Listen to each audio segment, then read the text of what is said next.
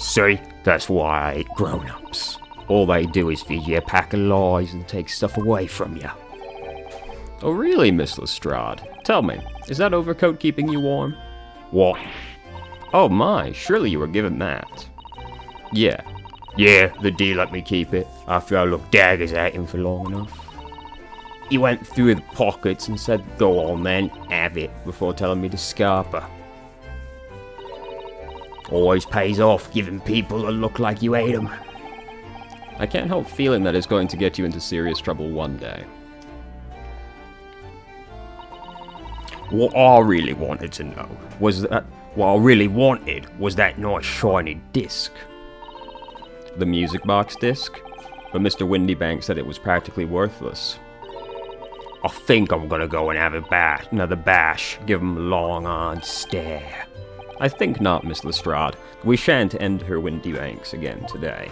And he'll probably be dead by tomorrow. Why not? That's not fair.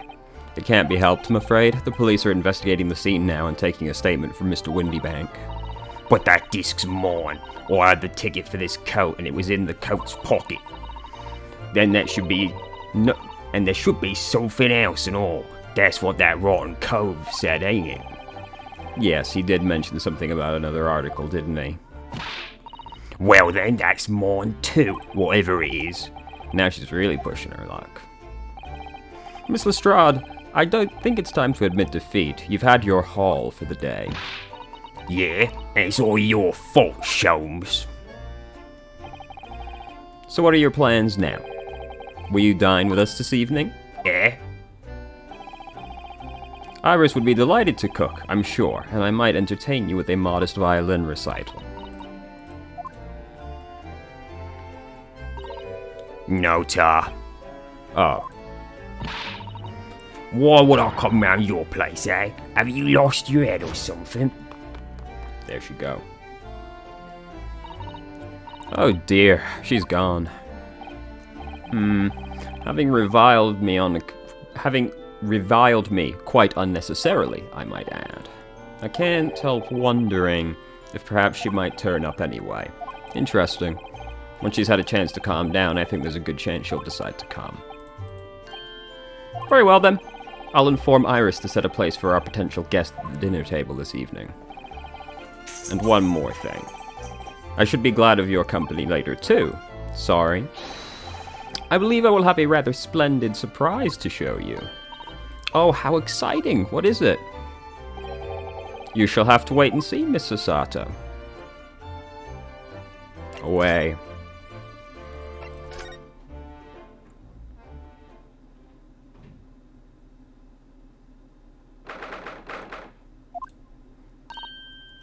Ah, Susie and Bruno! Come in. Good afternoon, Iris. Thank you so much for breakfast this morning. Oh, don't mention it. Goodness, look at the time already. Busy as always? I am. I'm preparing everything for dinner this evening. Already? You're obviously cooking something special, are you? Oh yes, after all, we have a special guest joining us. Guess who it is? Go on. You'll never guess. Ah, look at those little eyes shining. Oh dear, it is awkward when you already know the answer, isn't it? It's Guinea! Isn't that exciting? Oh, what a surprise. Yes, that's wonderful news. Wow, Iris seems overjoyed at the idea. I can't wait to learn some pickpocketing tips from a real professional. I only do it on the side as a hobby. Oh, that does sound like fun. I'm not sure that's entirely appropriate. Are you Mr. Naruhodo? By the way, Iris, what's Sholmes up to? Brooding, it looks like. Hurley? Oh, he's been like that ever since he got back. Hello? Sholmes? I beg that you won't speak to me. Sorry? I don't know who you are, but kindly take your leave.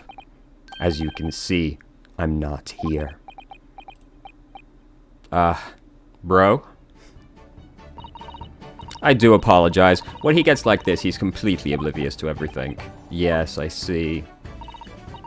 Really, he behaves just like a child sometimes, Hurley does. Mr. Sholmes and Iris have something of a parent and child relationship, don't they? Yes, except that Iris is clearly the parent here. Come to think of it, I wonder where her real parents are. Well, Dad's dead, so, you know. What's the matter, Runo? You have ever such a funny look on your face. Oh, no. It's nothing. I know what it is. Why does this girl live here with Mr. Sholmes, you're wondering? Am I right? How? How did you... Oh, Runo, I can read you like a book. Don't worry. You can ask me anything. I don't mind. Alright. So, by Guinea, you mean Miss Lestrade, the young woman from the McGilded case 2 months ago, right? Yes, she also stole my experimental smoke grenade launcher. Although, after that trial, I invited her back here and we had dinner together. And now we're the best of friends. Oh, what a lovely tale. Yes, now if I bump into her on the street, she runs away as fast as she can. Oh. And I chase her down back alleys.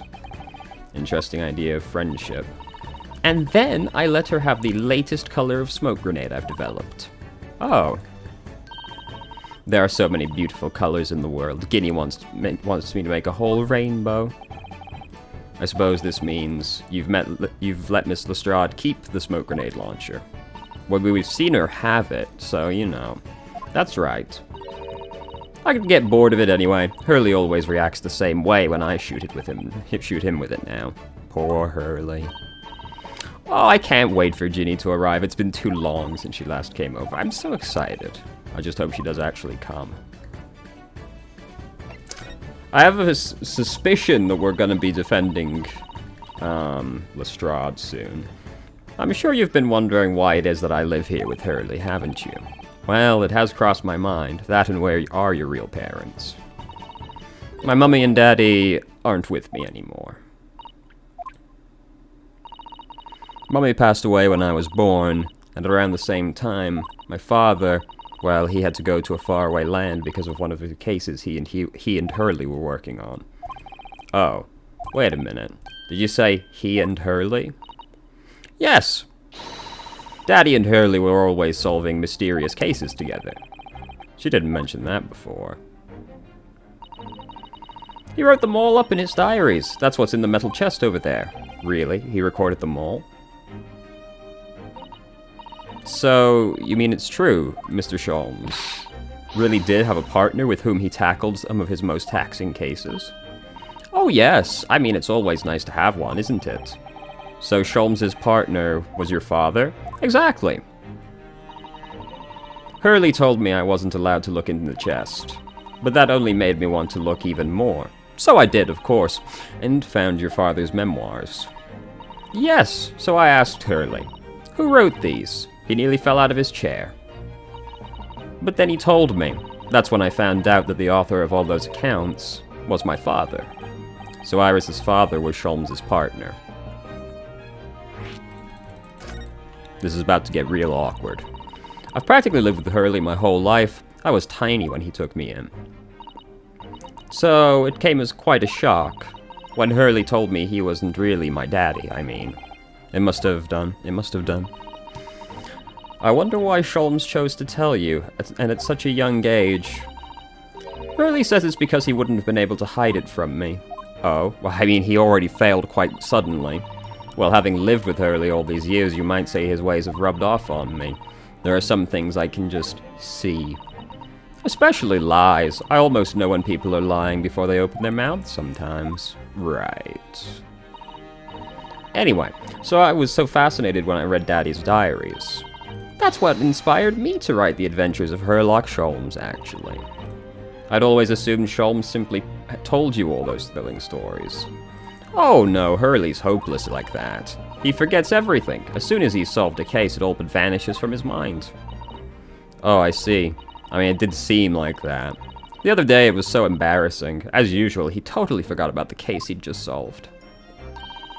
So the very next day, he gathered together all the people involved and proceeded to solve the case again. Well, why not, I suppose. It was quite a shock for everyone. You can say that again. You share your father's surname, don't you? That's right, Wilson. Daddy is Dr. John H. Wilson. I learned from his diaries that he's a doctor of medicine. That's what prompted me to study and study so that I could earn a doctorate as well. Iris's father, who went to a distant land and is a doctor by the name of John H. Wilson.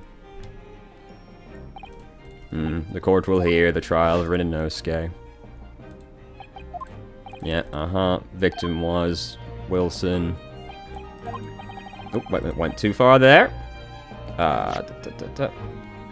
That's right, visiting professor at Yume University. Yeah, dead. Super dead. We remember him. Mr. Sato. Yes. Perhaps we shouldn't pursue this conversation any further. I think that would be for the best. Alright, that's a bullet dodged right there. Ah, my dear fellows, how good to see you. Ah, Sholmes. Whatever. Why ever did you not make your presence known to me before? Well, no matter now. So, how the devil are you? We've been with you for most of the day. Goodness, really? Do tell me, Sholmes, is your violin unscathed? My violin? Whatever are you talking about, dear madam? Oh, never mind that now. I have something far more interesting to show you. Behold, my dear fellows. Oh, another music box disc. No, not another disc, Susato. This is the one Gregson demanded we hand over as evidence. Oh my. Then, what's going on here? You know, at times, Mr. Naruhodo, I think that I have an undeniable turn for detection. I may well be even more adept at larceny. Oh, that would be wonderfully exciting. I'd be your pickpocketing assistant, and Rudo could be our go-to lawyer if we ever got caught. Right. Plus, Susie has such beautiful handwriting, she could write all our menacing crime notifications. Nothing quite gets the blood to run colder than immaculate script. Yes, I'd be delighted. I'm just going to pretend this conversation never happened, I think.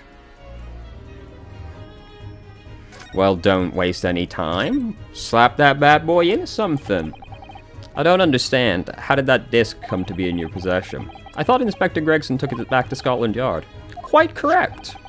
And that sort of uncompromising attitude is precisely why I always carry some of this. That's a bag of caramel. Caramel? Caramel. Your one and only friend in times of loneliness, if I'm not mistaken. If you will humor me, my dear fellows, cast your minds back to when the good detective confiscated the disc. I'll be taking whatever it is of McGilded's down to the yard, thank you very much, so hand it over. Oh, yes. If the police demand something as evidence, my dear fellow, we have no choice but to capitulate. It's all yours, Inspector. Oh, he switched the discs or something, huh? For the briefest of moments I had the disc in my hand, did I not? Yes, you did, but I still don't understand. It was at that precise moment that I summoned one of my one and only friend into action.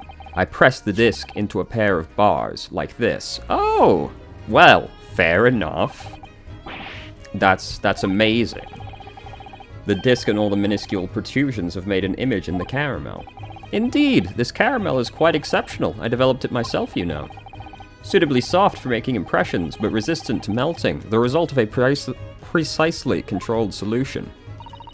How extraordinary. Carrying a pair of these on one's person frequently proves very useful indeed. Take a house key, for example. A simple press and its unique form is duplicated. I can enter anyone's property at will, and never without high sucrose nourishment. Yes, it sounds illegal. From the image, I was able to create this. I confess I was most curious to know what manner of music would issue from the disc when played. Do tell us then, Sholmes. What music does the disc play? Well, unfortunately I have no idea. No idea? None whatsoever. Are you familiar with the workings of a music box, my dear fellows? No, I'm afraid not. Goodness, you don't know, Runo? Oh, I love diagrams. Inside a music box, there's a special metal piece called a comb. That's what produces the sound. Small protuberances pluck the different teeth of the comb as they rotate through it, making the different notes. The first music box to be invented used a rotating cylinder with protuberances on it. But over time, a new type of player was produced, which uses discs such as these. With that development, the popularity of music boxes spread far and wide, all around the globe. Why, exactly? Because the discs are easy to produce and can be interchanged to facilitate the playing of different tunes. There are a great many firms in Europe now manufacturing music boxes as a result. It is wonderful to be able to enjoy music even when no performer is present. But it is the very success of the invention that means we are now presented with an insurmountable problem. What do you mean? As you may well imagine, the construction of one firm's music box does not match that of another, and we have no way of knowing in which music box this particular disc was designed to be played. There is no resolution to this problem. Well, there's trial and error. It's quite intractable. Ah, I see. So that's why. Naturally, I tested the disc in these few music boxes I have at my disposal. But as you can hear, to no avail.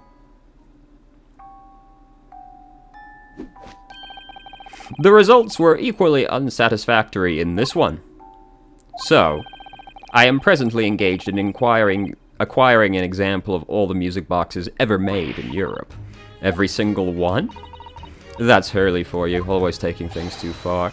But my dear girl, any unsolved riddle is quite repugnant to my constitution. But surely all the different types will amount to a huge volume of music boxes, won't it? Yes, that is certainly true. In the worst case, I shall just have to ask you to vacate the attic room. What? McGilded. Magnus McGilded. Not a name I expected to hear again so soon. Yes, it's only been 2 months since that grisly case. Here we go again.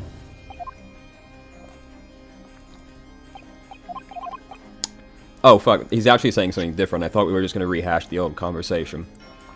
Was it the curse of the Reaper? No one still knows still now. The omnibus was reduced to a pile of ash, not a shred of evidence remained. And with the man's death, the truth about the murder in which he was so intimately involved was buried. Even though we successfully established Mr. McGilded's innocence in that trial, the newspapers are still claiming that it remains an unsolved case. I mean, yeah. The murder of the brickmaker, Mr. Thrice-Fired Mason.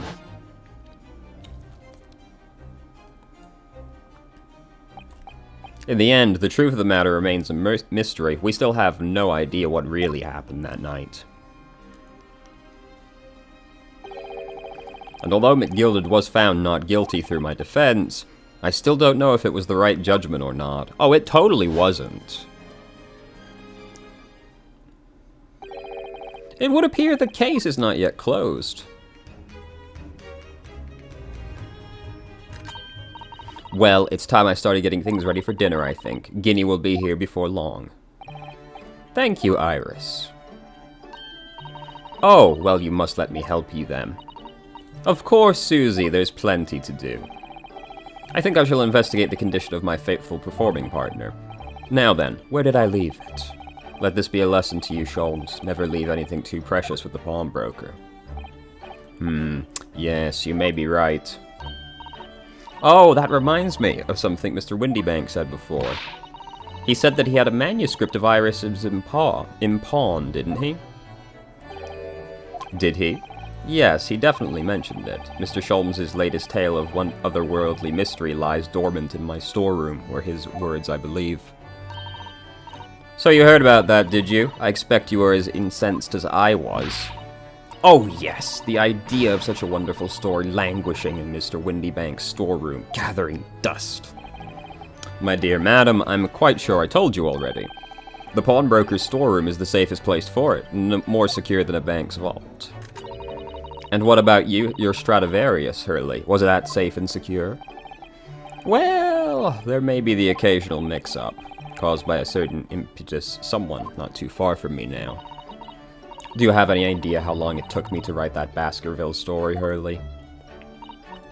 Oh, it sounds so exciting. The Hound of the Baskervilles. I should love to read it.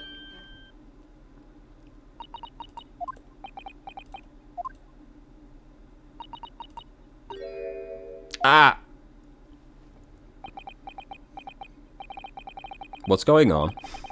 Why does it feel like an icy chill just swept through the room? Susie! What did you just say? You said the Hound of the Baskervilles.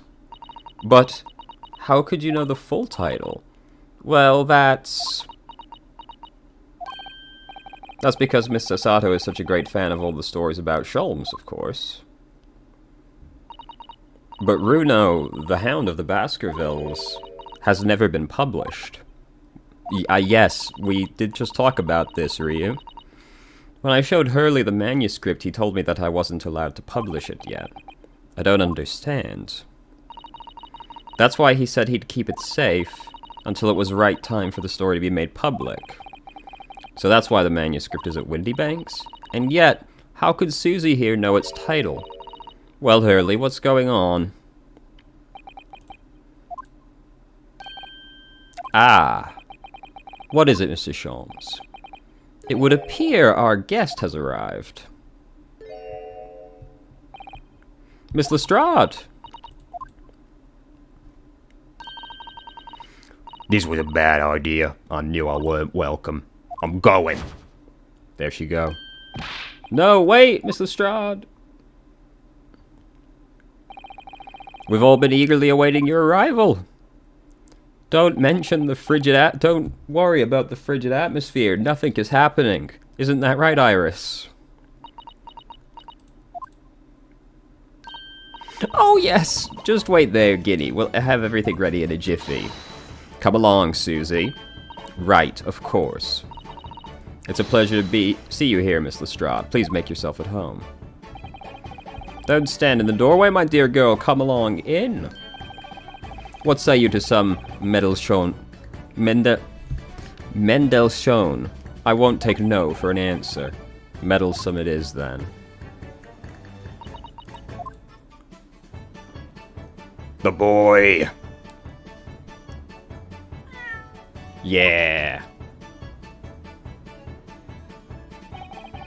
That evening, Iris prepared us all a meal that was even more delicious than usual.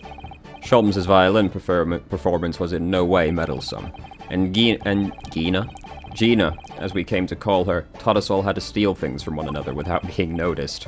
Everyone thoroughly enjoyed themselves well into the night. Delightful.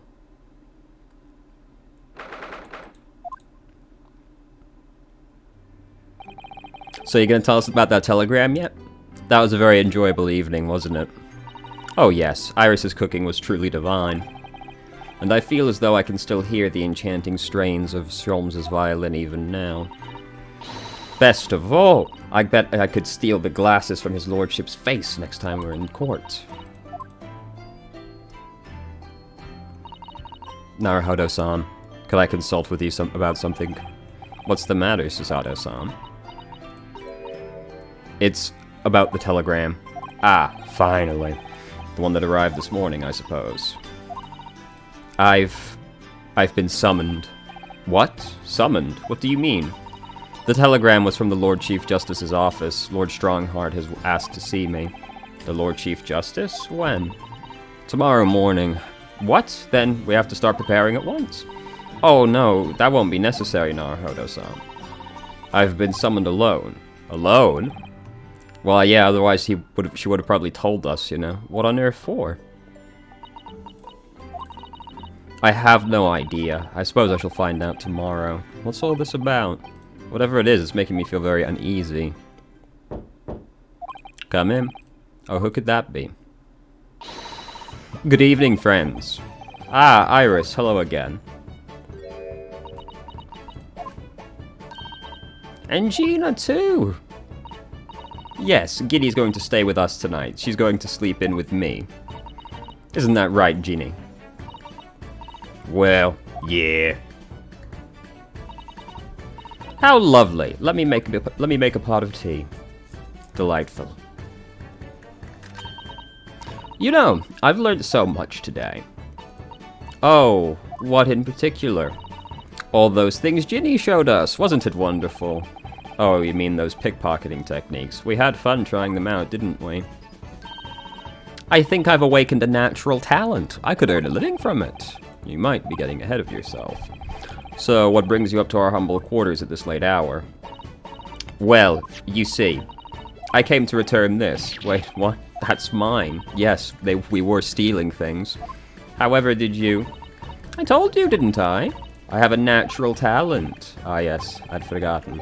Iris literally is a child genius. So anyway, here, you can have it back.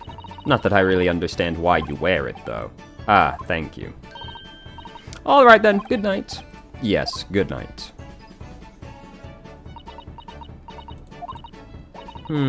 So this is your office, is it? What do you think, Ginny? I think I wouldn't fancy me chances with a lawyer what lives in a place like this. Yes, me too. It seems as though Iris here still has something she'd like to talk about. I suppose she probably wants to talk about the manuscript. Yes, I suppose.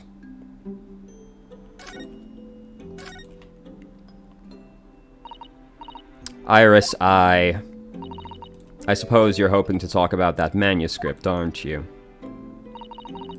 Aren't you going to tell me? I'm so sorry. I need a little more time, please. Alright, I understand. I hope I haven't made you feel awkward. Oh, no, not at all, not at all. What, did she fucking nick it? What's going on? I don't know what this is all about, really, but... It's a story you made up, is it, Iris? This mental script, or whatever you call it. It's not exactly a story I made up. It's something I read in Daddy's diaries. Daddy's? That's right. But I don't suppose I've mentioned it to you before, Ginny, but my daddy was Hurley's assistant once. His partner. Yeah? They solved all sorts of strange and mysterious cases together. Is that right, mister? Apparently so. I was as surprised as you are. And Daddy wrote all the details of every single case down, you see, in his diaries. So I study them and write my stories based on what actually happened. So, where's your old man now, then? He had to go away on urgent business to a faraway land, and he'll be gone a very long time. So I've never really met him. Well, I wonder why he left. Oh, right. Come to think of it, I don't know about Ginny's parents either. Perhaps I should ask her.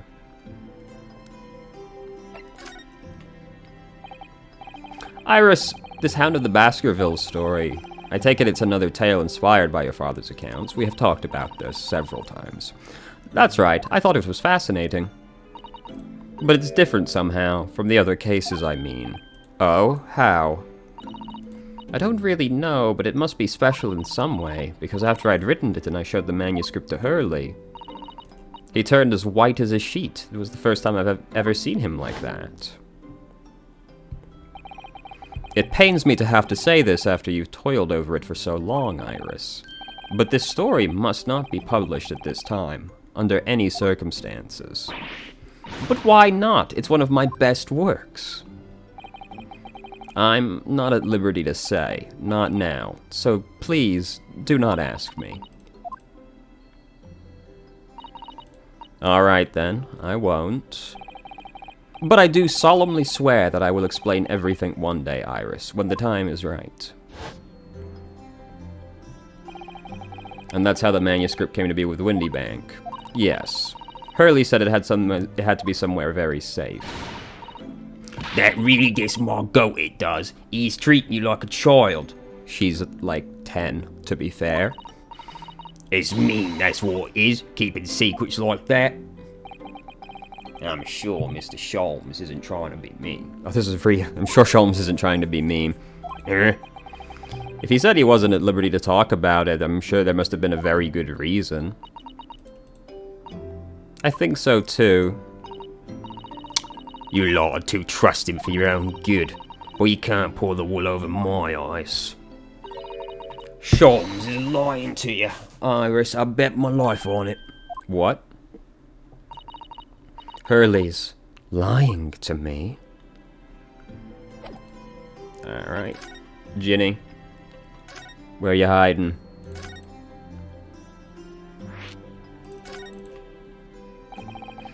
I've realized that I don't know anything about your parents, Gina. I ain't got any, have I? Never did have. This is exactly the lore I was expecting. Look, the East End's full of orphans like me.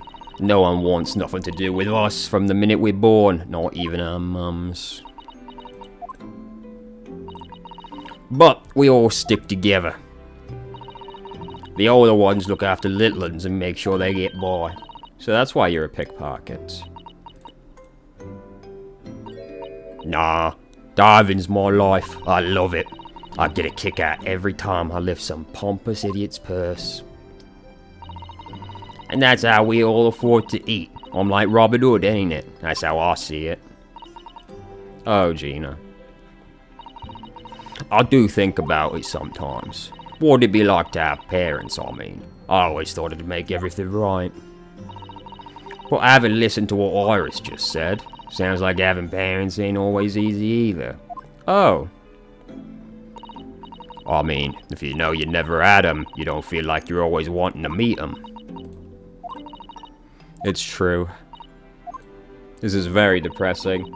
I do want to see Daddy so much.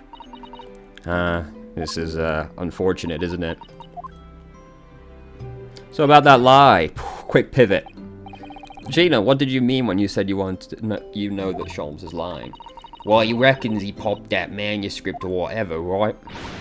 But come on, it's obviously a load of rubbish. Oh my, why would you think that? It's simple. If that story was really an old Windybank storeroom, there's no way someone from halfway around the world, in other words you, would know about it. Ah. Sorry, Iris, but if you ask me, he sold it. Without telling you. But Hurley would never do something like that. It would be a very weird thing to do, like, once, wouldn't it? Ha! Grown-ups do a lot worse than that, believe me. Barefaced liars, the lot of them. You ain't realised it yet. I'm telling you, that mantle script ain't at Windybanks. You'd see if you had a look. Even if you think you can trust him, I don't. That Sholmes is a liar just like the rest of them. If I'm honest, I have wondered if Hurley's telling me the truth sometimes. See? But I don't mean that I think he sold it. I mean that I sometimes wonder if he might have hidden my manuscript somewhere I don't know, even though it's wrong of me to doubt him. Don't be too hard on yourself. Well, this is depressing. Oh my goodness, look at the time. Come along, Guinea. We should go back downstairs. Yeah, alright. And please, don't mention any of this to Hurley, will you? No, of course not. Good night then, Iris. Good night, Gina. You must let me make you breakfast for you tomorrow morning. I insist. Oh, yes, please. I can't wait, Susie. Good night, then. Iris. It sure is easy to forget, isn't it? Sometimes she speaks like an adult, but deep down, she's still just a child. Well, I think it's time I turned in for the night too, Naruhodo-san.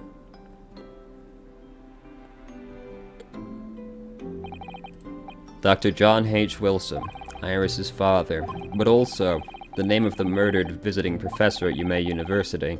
It can't be a mere coincidence. There's something deeper going on.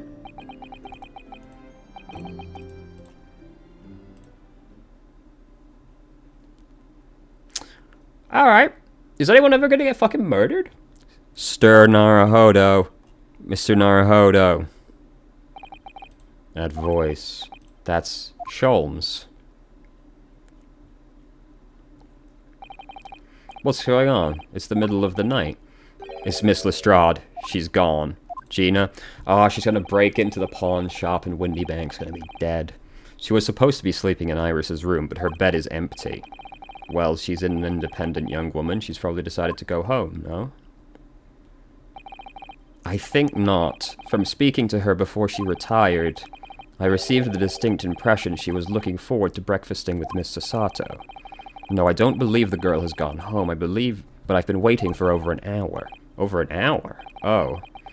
If you'll indulge me, look out the window, my dear fellow. What's that? What's this about?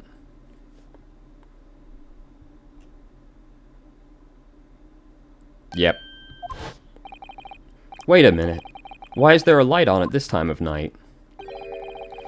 That's why that's Mr. Windybank's pawnbrokery. Windybank's? Oh no.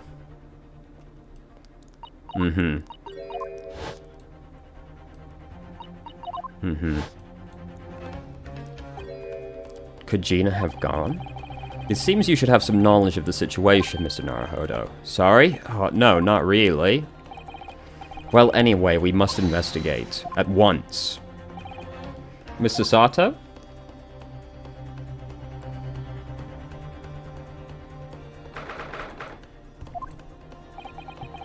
The door to Windybank's. It's open. And the lamp is burning. It must be Gina, mustn't it? Let us hope it's nothing more sinister. What? Come, there's not a moment to lose. Clearly something is afoot inside.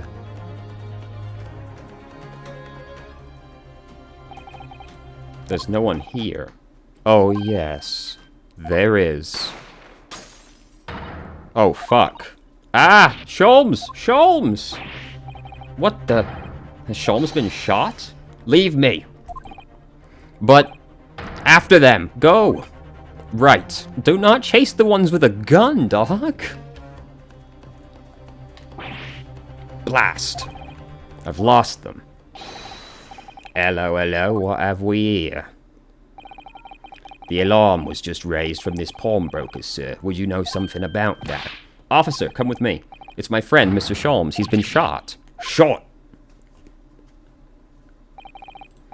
With the policeman close behind me, I ran back to Windybank's.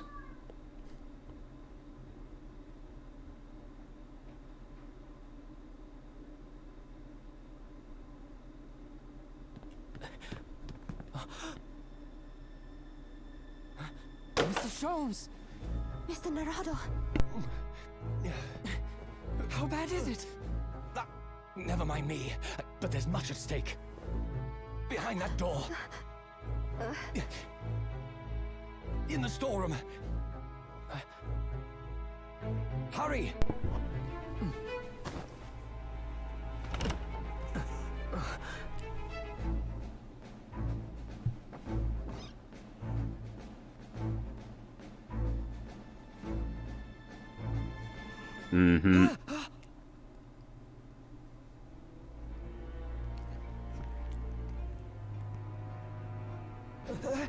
It's Gina! Here we go. I knew it. I could smell it coming. That was a short segment.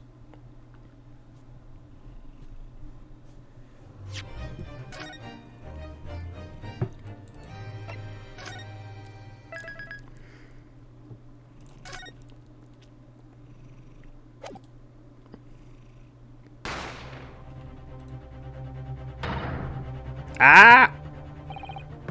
I'll be alright, Mr. Naruhodo. After them. Go. Yes, we did just do all of this like 10 seconds ago. Behind that door in the storeroom. Hurry.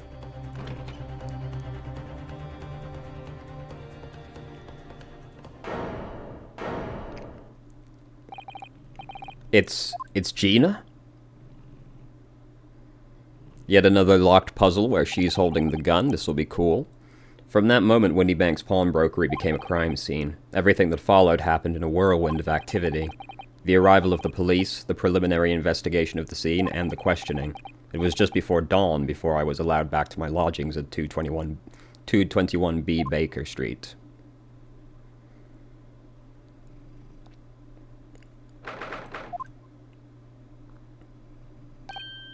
Oh, Iris. A telegram came, but all it said was, "Wait at home." Oh, yes, we asked one of the policemen to have it sent. It was simply impossible to come back. When I woke up, I was all alone. Hurley and Ginny were gone. Everyone was gone. What happened, Bruno? Poor Iris, she's trembling. She's obviously trying very hard not to let herself get too worried. I'll explain everything that I know. Something awful has happened, hasn't it? Yes, I'm afraid so.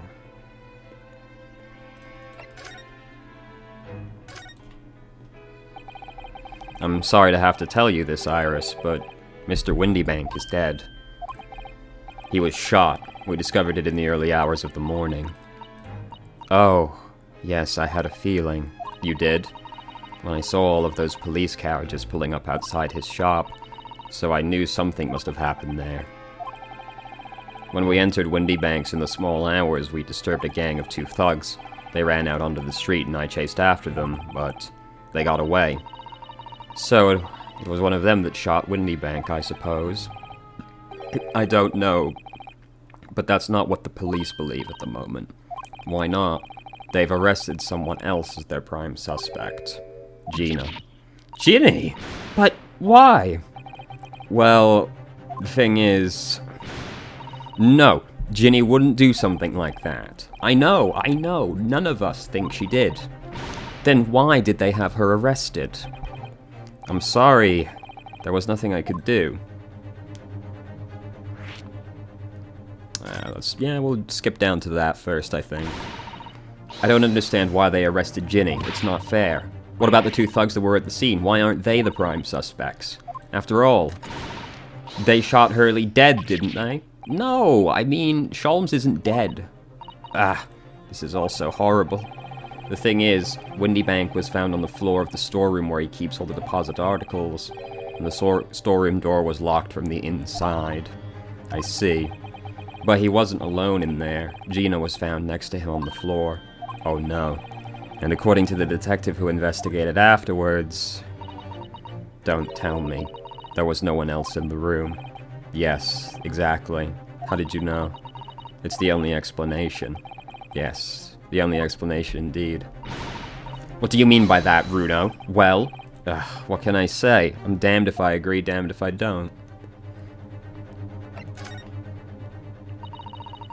So where's Hurley, then? Is he still investigating? He really ought to have some breakfast. It's not good for him to miss meals. I don't want you to worry, Iris, but I have some news about Sholmes. He was taken to a hospital this morning. What? Well, when we entered Windybanks, a gun was fired and he took a bullet. Hurley was shot? No. It's alright, his life isn't in danger. Really? Are you sure? Where is he? Which hospital? He's at St. Sinner's. They're tending to him there. I must see him, at once. I'm sorry, Iris, but you can't. Why not? That's not fair. I'm a family member, I should be allowed. No, I mean, nobody can see him at the moment. He's not allowed any visitors. They're preparing to operate, you see. To operate? Oh, poor Hurley. There was the 2 thugs who were in Windybank's shop. They shot Holmes when we disturbed them. It was pitch black inside the shop at the time. My mind went totally blank, I'm afraid. I just froze. Though I was able to detect that one of them was the big chin guy that we saw earlier from his silhouette. After them! Go!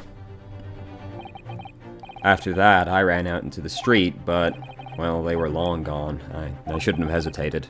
I'm so sorry. It's all my fault. I let them get away. They had a gun. You were just gonna die as well. Die as well. Get injured, at least. I think that's a good thing. Sorry. Well, if you'd seen which way they went and chased them, you might have been shot as well, Bruno. On top of everything else, I couldn't bear that. Oh, Iris.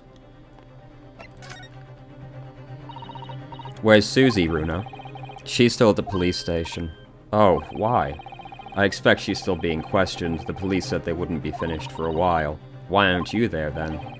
Well, I did get a good look at I didn't get a good look at the criminals anyway, so they weren't questioning me for long, and Miss Sasato stayed behind at the scene to tend to Sholmes, so they didn't get started until later. Ah, I see.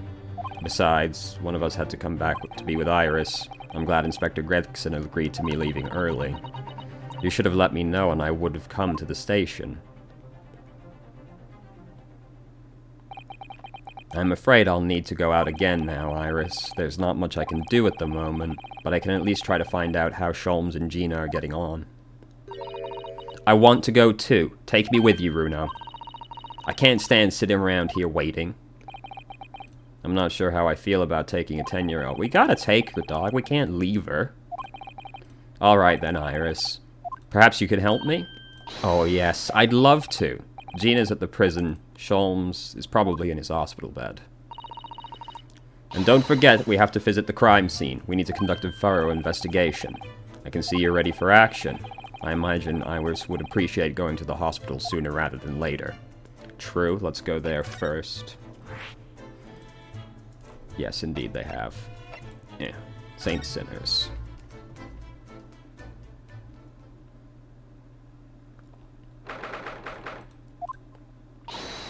Hurley! Oh. He's not here. No, that's strange. The nurse definitely said he was in the bed by the window, didn't she? Oh, I know what's probably happened. Hurley was being a big baby and the bullet wound wasn't that bad after all, so he'd been sent home. I'm not sure about that. Baby or not. There's no question that it was a fairly serious injury Sholmes suffered. Oh. Hello, hello, what have we here? This ward is off limits, no visiting. So what are you doing in here, eh? Well, I'll have you know, we're Hurley's next of kin. Eh? Oh, well, begging your pardon then, ma'am, sir. A little lady and a curious Eastern gentleman. The great mystery solvers as a mysterious family, eh? If that's how you see us, sure. Where is he, Constable? Where's Hurley? I believe he's currently in the operating theatre, ma'am, undergoing an extensive operation. Extensive? It has been several hours since he went in. Oh dear. Is he going to be alright? Well, it doesn't appear to be working, you see. The anesthetic, that is. Oh no. I have heard a report the gentleman claims he may have had a little too much to drink last night. Coffee, that is. Anyway, I think it would be fair to assume that he won't be back for several hours yet. I see. Thank you, Constable. Perhaps we should leave and come back later. Oh, poor Hurley. Well, that went well. Let's, I kind of want to go to the prison, or not the prison, the, crime scene first.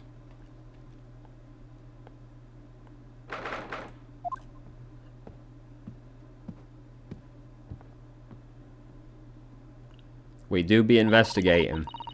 This is where it happened then, last night. That's right. The two thugs I told you about were obviously ransacking the place, looking for valuables. But, apart from the policeman in here, you wouldn't know anything had happened. There's no sign of a disturbance. No, you're right about that, actually. In fact, if anyone, it's the police who seem to be the ones doing the ransacking. I know what you mean. They're like a gang of organized criminals, all dressed in black. Oi, I heard that. Oh, Inspector. Good morning. I suppose I ought to thank you for your vigilance last night. We got to the scene before it was disturbed, at least. Shame you let the two rogues get away, mind. Yes, I'm sorry. I thought you assigned extra men to beat around here, Gregsy. Now look what's happened. Hurley's been injured because there weren't enough police. Oh, your ladyship? No one told me you were coming. I expect you to take full responsibility for what happened to Hurley and see he has the very best medical care. Of course, your ladyship. The very best doctors in the capital attending to him as we speak. And I don't think it's Runo's fault that the rogues managed to get away, is it? chasing criminals is the police's job. Absolutely, your ladyship. As you say, ma'am, as you say. The gent in black is totally blameless. Everyone is in agreement. Would you believe it? It's like he's a completely different person with Iris. Talk about a personality change. Oh, where me manners? Are you thirsty, your ladyship? Perhaps you'd like some juice. Some nice, refreshing fruit juice. Oh, why? Are you thirsty, Gregsy? I have some of my special herbal tea with me, if you'd like some. Glug, glug, glug, glug. Ah, lovely. Tar very much. That really hit the spot, your ladyship. I don't even recognize him like this. It's pretty weird, isn't it? Alright, let's have a chat. So, how's the investigation going, Inspector? Nothing to it, really. Very simple case, this. There was some very definite evidence. We're just about to charge that diver we arrested last night, in fact. Gina, you're going to charge her? That's right. Should be able to bring her before the judge at Bailey tomorrow. Definitive evidence, you say? What is it? Come on, show me. Your ladyship, as much as I wish I could oblige you, I'm afraid. I see. You've already captured the pair of thugs who broke in here last night. What the? And you're going to put them on the witness stand as witnesses, are you? How could you? No, how could you possibly know that? I had a feeling, that's all. Reminded me never to try to keep a secret. So you've arrested the two men who shot Holmes? Well, yes. They were rounded up pretty quickly by the lads on the beat. And Miss Lestrade is being held at the prison? She should be. That's assuming she hasn't lifted the key from the jailer, of course. Can you tell us anything about Sholmes? What's his condition? Sorry, I'm not at liberty to divulge that information. Scotland Yard matters are strictly confidential. Well, I know he's being operated on at St. Sinner's. Why can't I see him? I'm family, you know. Oh, I'm terribly sorry, your ladyship. It's the hospital's policy. No visiting at all. Oh. The bullet must have hit an artery in his midriff. He lost a fair bit of blood. Oh, no. He didn't seem too bad in the first hour or so, but hemorrhage like that is enough to make even the one and only Sholmes pipe down. Sholmes is a human like the rest of us, you know. Well, anyway, he's having emergency surgery right now. They've got to stop that bleeding. But he will be alright, won't he? They'll be able to make him better?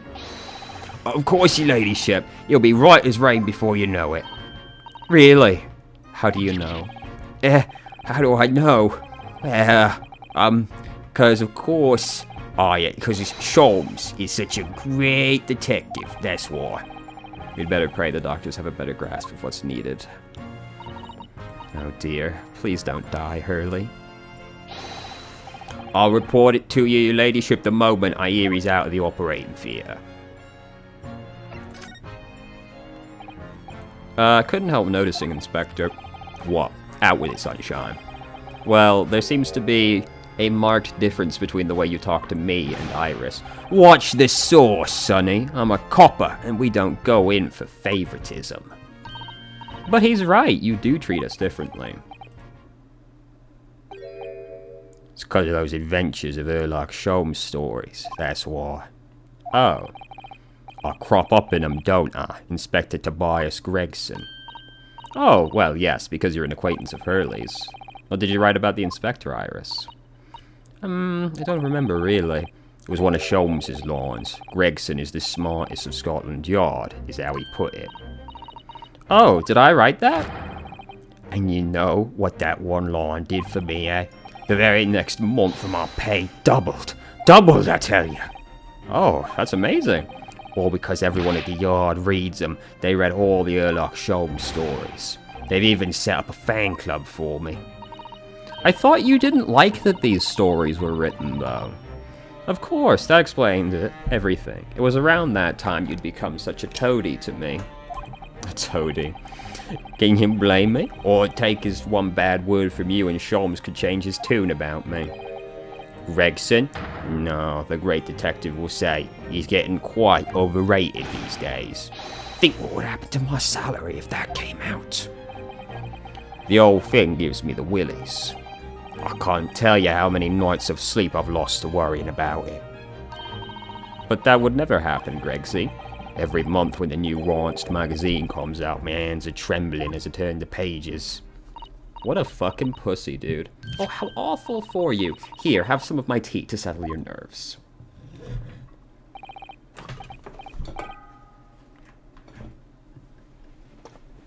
My man certainly does sip. Lovely. Tar very much. That really hit the spot, your ladyship.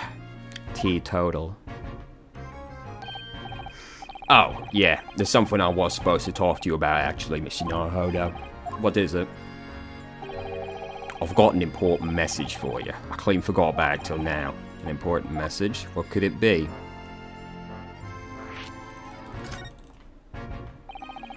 Are you going to tell me what the important message is? Yeah, it's about that young lady who's normally by your side, your assistant. Dear Susie, is she alright? She's at the station, isn't she? Being questioned, I believe? Nope, not anymore. She had to head off. Head off? Where? To Lord Strongart's office, of course. He summoned her. Ah, yes, of course. I'd forgotten about that.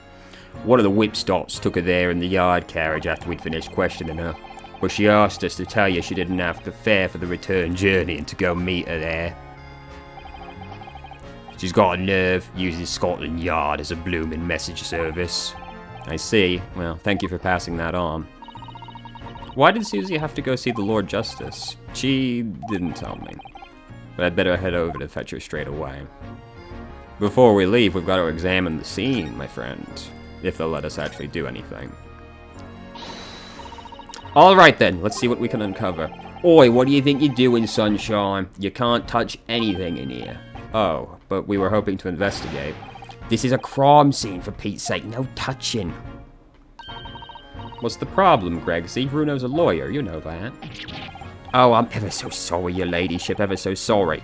The rules and regulations are a thorn in my side. Of course, if Mr. Naruhodo was to have been properly appointed by the Qs, that'd be another matter. I see. If you could show me some representation papers, I'd only be happy to lay your nose around. Did you hear that, Bruno? You need Ginny to sign something. It looks like presenting the evidence. Alright, well, we'll go to the Actually, no, we're gonna go pick up Susato first. I wonder what... Because I'm curious what she was going to see him about.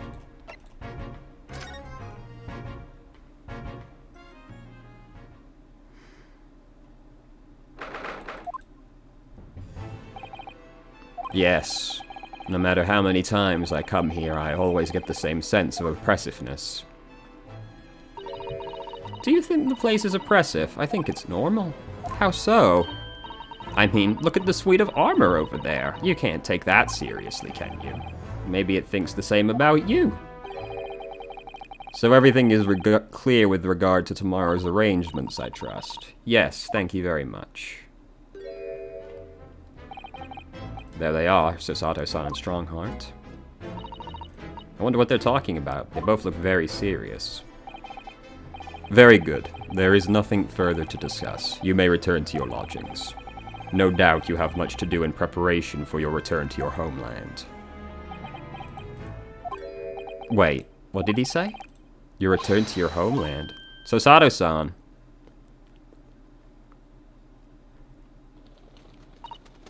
Oh, Naruhodo. What was all that about? Ah, Mr. Naruhodo. Thank you for coming to collect your colleague. What's this all about? Why were you talking about Miss Sasato's return to her homeland? And tomorrow? Tomorrow? But what about Ginny's trial? You mean...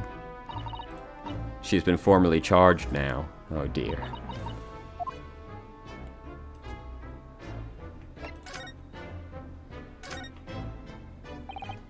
Miss Sasato, what's all this about? Oh, please don't concern yourself, Mr. Naruhodo. It's only me going back to Japan. Your life here can continue just as it... That's not what I asked! What happened? Why are you leaving? It's my father. He's fallen ill. Oh no. Professor Mikotoba? If I may. Yes, sorry. Yes, we remember. We received an international telegram from the Empire of Japan informing us of the news.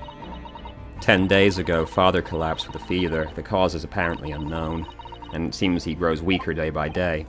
I don't believe it. As you are aware, the voyage from here to your country's capital, Tokyo, takes some 50 days. I thought it would be prudent to hasten Miss Sasato's departure as much as possible. Yes, absolutely. I will leave London first thing tomorrow morning. I can't believe this is happening.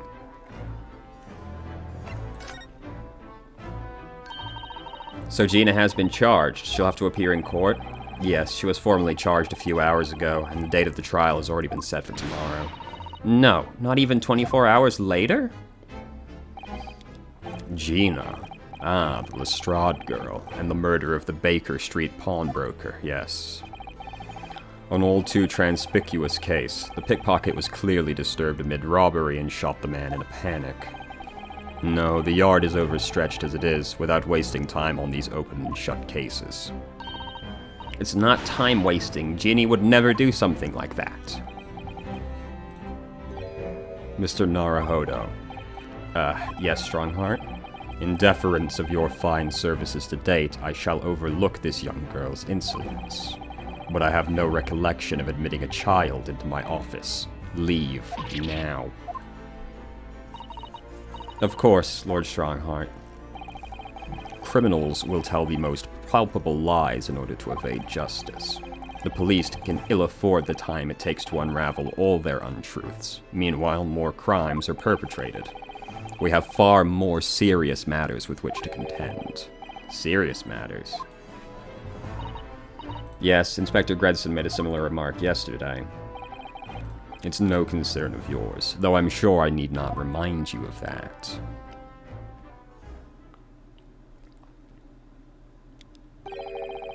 "3 minutes precisely until my next meeting. You must excuse me." There's just one more thing, Lord Strongheart, which is Miss Lestrade's it's Miss Lestrade's trial. I wonder if you might permit me to defend her. A timely suggestion. Sorry?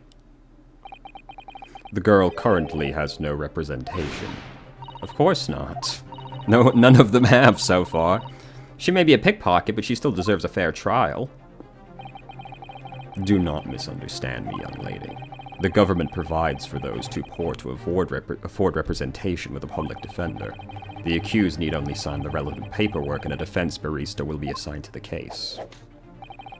However, the young girl in question has refused that right. Why would she do that? A question you would do well to do direct to Mr. Lestrade. You'll find her at the local prison. Yes, thank you. Now then, it's time I was leaving. Good day to you. What a day. Gina charged with murder, Sasato-san about to leave. Come, Mr. Naruhodo. Iris, we must make haste. But Susie... You're leaving for Japan tomorrow morning, aren't you? Don't you have packing and things to do? As Mr. Naruhodo's judicial assistant, my personal circumstances are of no consequence. My sole purpose remains solely to help you in whatever way I can. Thank you, Mr. Sato. That's a very pensive look. If I'm honest, this has completely thrown me off. I'll just have to do what I can, as a lawyer. Alright, it's time to go and ask her what actually happened.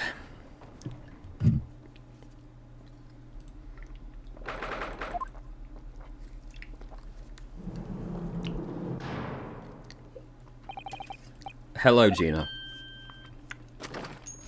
You've still got it?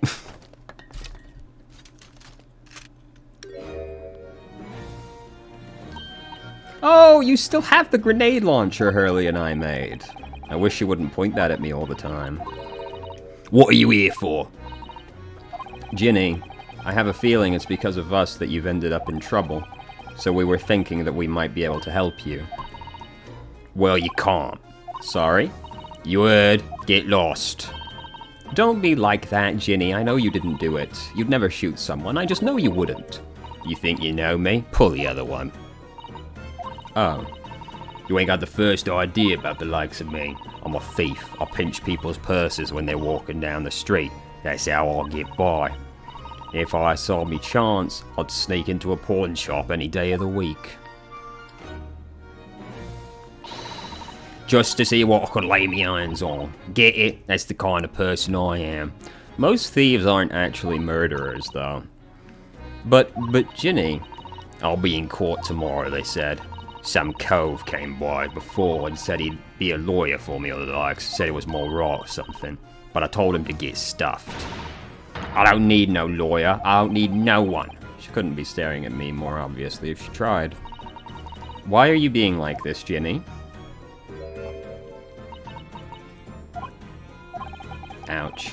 That is one stern look Susato-san is giving Gina.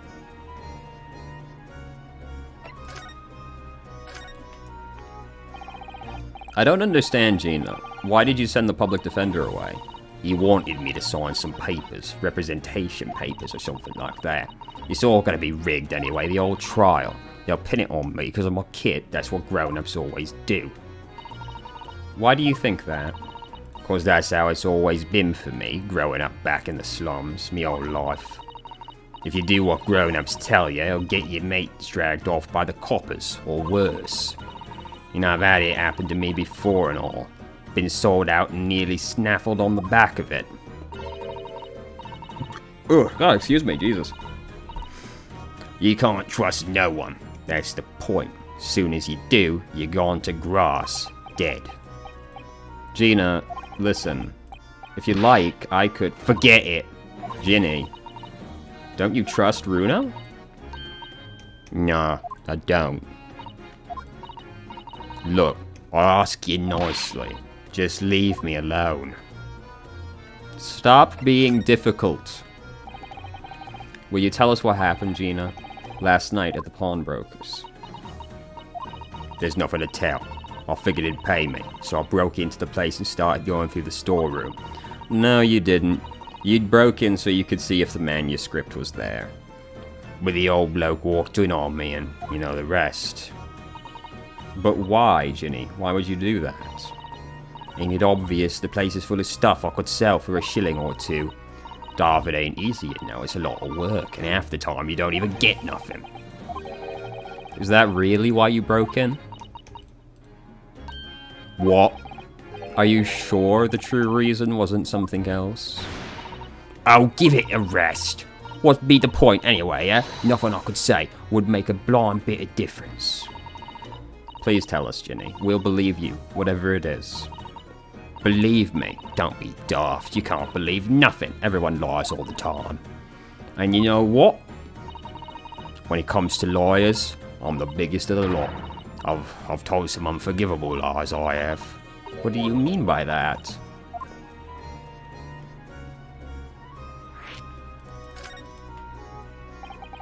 What do you mean when you said you were the biggest liar of the lot? Why don't you tell us what those unforgivable lies you've told are? Maybe we can help. Sorry. We're out of time. They're gonna want to question me now. Ginny, please. Oh, yeah. I want to give you this. Something to remember me by.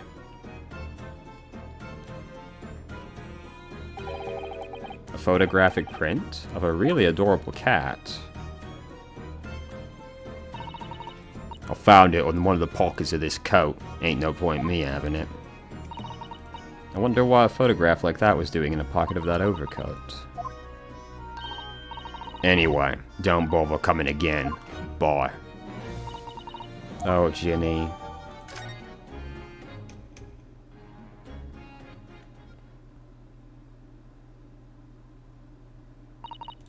Gina, before we continue, I want to examine that picture, actually. I'll On the back of the print here, there's something written on it. 13th of February, 9 p.m. Article deposited, 1 small box. Loan amount paid, 10 shillings. Redemption date, 13th of April, 9 p.m.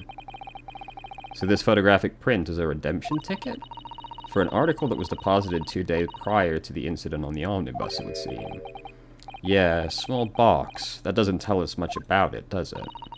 Perhaps it contains some valuable mementos. I can't help wondering. Presumably Mr. McGilded never redeemed the article in question, since he still had the ticket. So isn't it possible that the box is still present somewhere in the shop? Ah, yes. If it's something McGilded deposited, we need to investigate.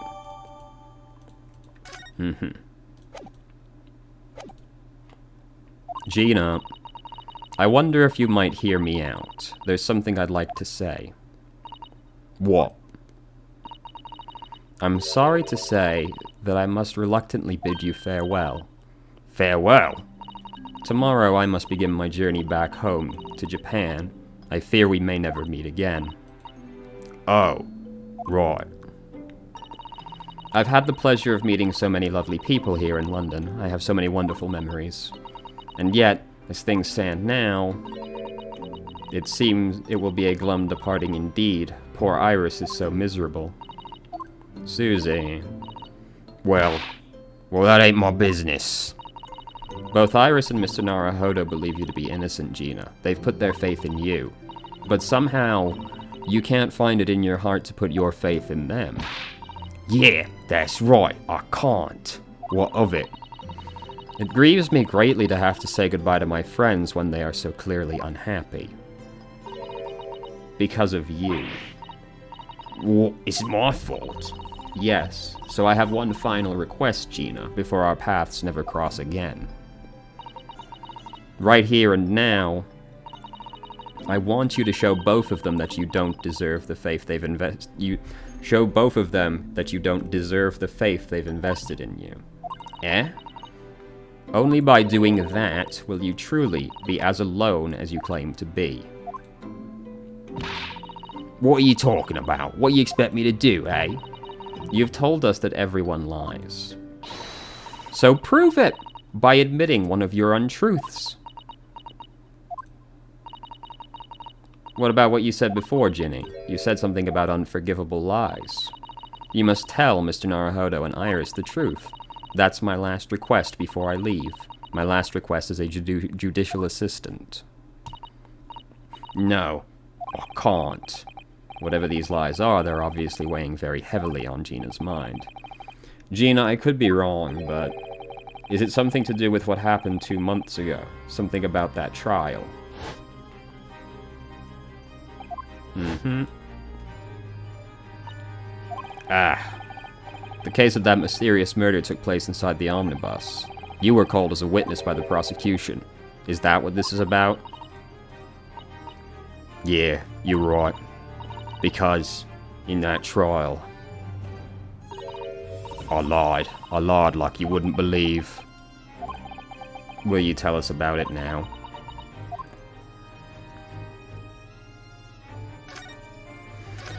I mean, I suspected this was the case, but, you know, it's nice to have some confirmation.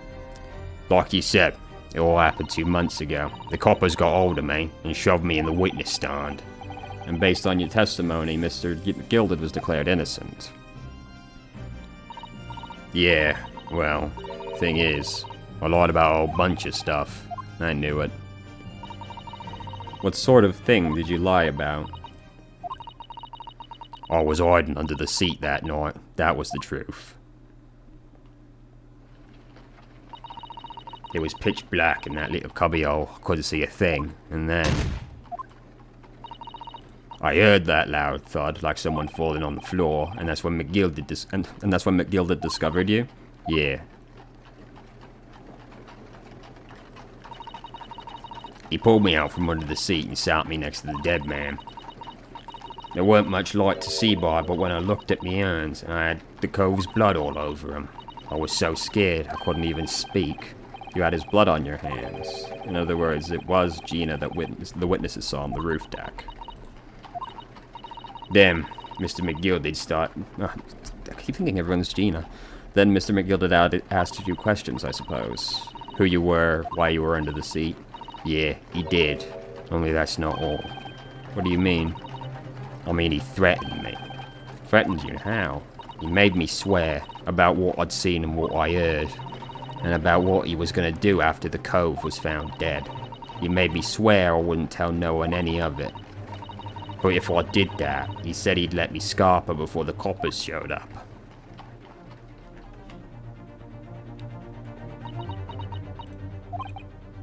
Gina, you must tell me what he swore you to secrecy about.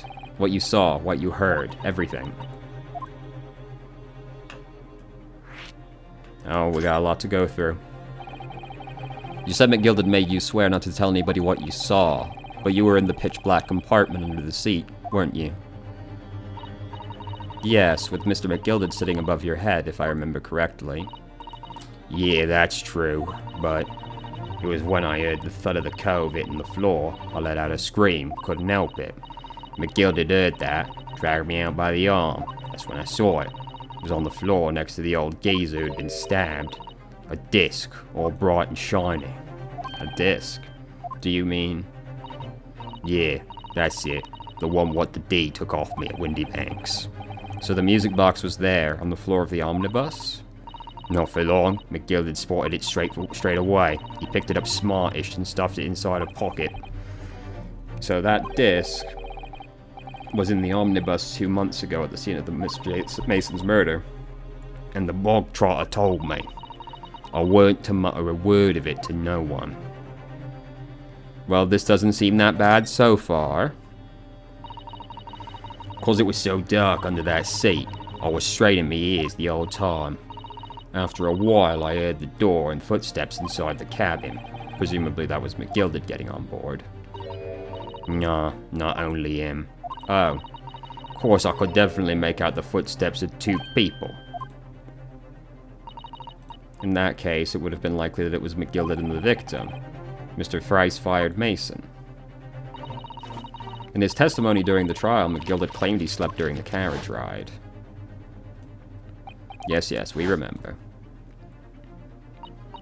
And your own testimony, Gina, supported this.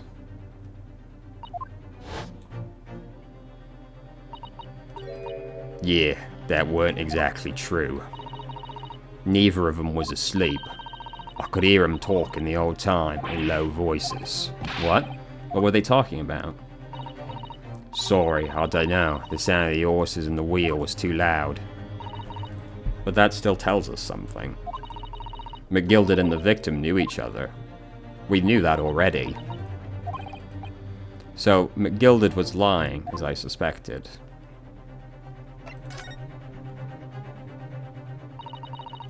I knew it weren't going to take long before someone raised the alarm and that the bloke had been killed. Yes, you were quite right. The other passengers on the roof deck noticed very quickly. So when the cab came to a stop, McGilded told me to hide under the seat. I climbed in and waited. The 2 coves from up top ran off to get the coppers. Yes, Mr. Fairplay and Mr. First. Right. And after they'd gone, McGilded asked the driver to do him a favour. A favour? Now then, fella, what I need you to do is take this coat of mine, and deposit it with the nearby pawnbroker. And for your troubles, let's see now. I'll give you 10 guineas. A nearby pawnbroker? You mean on Baker Street? Yep, you got it. It was Windy Banks. The coachee snapped up the money and ran off to pop his coat as fast as he could. So then there was no one left in the carriage. McGilded opened the box under the seat and let me get out of there, but not without conditions. I see.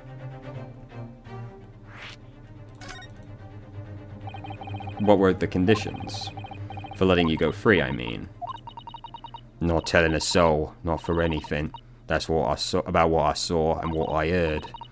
And there was something else as well. There's more? Yeah. This is the most important thing, he said.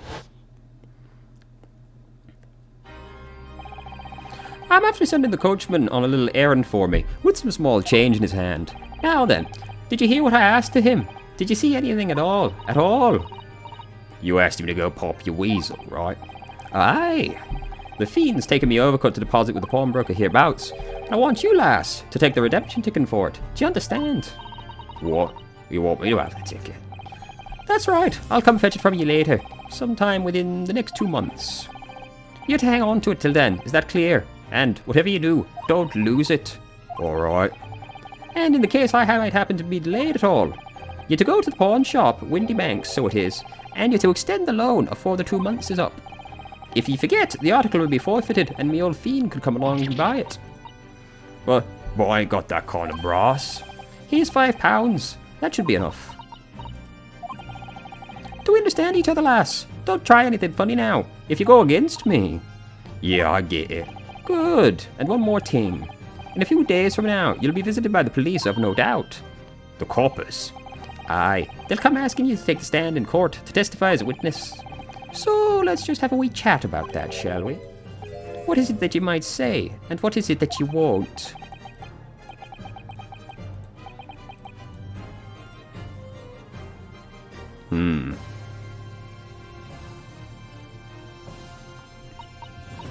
After he'd gone over it all, I piked it to get as far away from there as I could. He'd hid the pawnbroker's tickets in some bushes near the scene. I went to fetch it the next day once it got dark. So McGill had planned it, and coerced Gina into giving false testimony. This is not all that unforgivable. I bet you're ready to string me up, eh? You didn't really admit to anything that terrible, if we're to be perfectly honest. I lied in that old courtroom. I told some corkers. The thing is, he said he would make it so we couldn't live in the East End no more. That's what he threatened me with. What a wicked man. He knew everything what went on in the back slums. He knew we had no one to look after us, and we was all just looking out for each other, getting by together. So you mean Mr. McGilded would have... In an heartbeat, he'd have had the lot of us chased out of there if he wanted. And then where could we have gone, eh? Nowhere, that's where. So, I didn't have no choice. Thank you, Gina, for telling us everything. But, I'm for it now, eh? Go on, admit it, you must be livid. Well, you can make amends by doing me a simple favor. A favor? What? Sign the representation papers for tomorrow's trial. Eh? If you don't actually want me to represent you in court, you can rip it up later. But we need that paperwork or we can't investigate. The police won't let us. Investigate what? The scene of the incident last night. Mr. Sholmes was shot. You what? Hurley's having a big operation right now, Ginny. Is it bad? Is he gonna be alright? Sholmes is gonna be alright, right? That's why I want to investigate, for Sholmes' sake as much as anything else. Right. So what you're saying is, if I sign that bit of paper, everyone's happy, is that it? Something like that. Mr. Sato? Yes, of course. I have the representation papers here.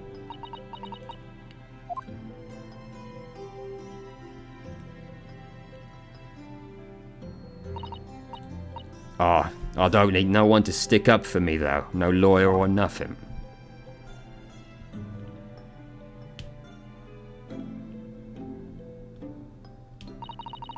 Poor Ginny. She seems so lonely. Well, at least this should mean we can investigate the scene at Windy Banks now. Yes, and perhaps we can come back to visit Ginny when we're done there. Oh, this is all very heavy. I feel like we finally cracked Gina. She's opened up to us at last. Now I have her representation papers. No one else knows just what a responsibility that is. Anyway, for now it means Inspector Gregson can't stop us investigating. Although, something tells me he's not going to be happy about it. Damn, 2 short segments.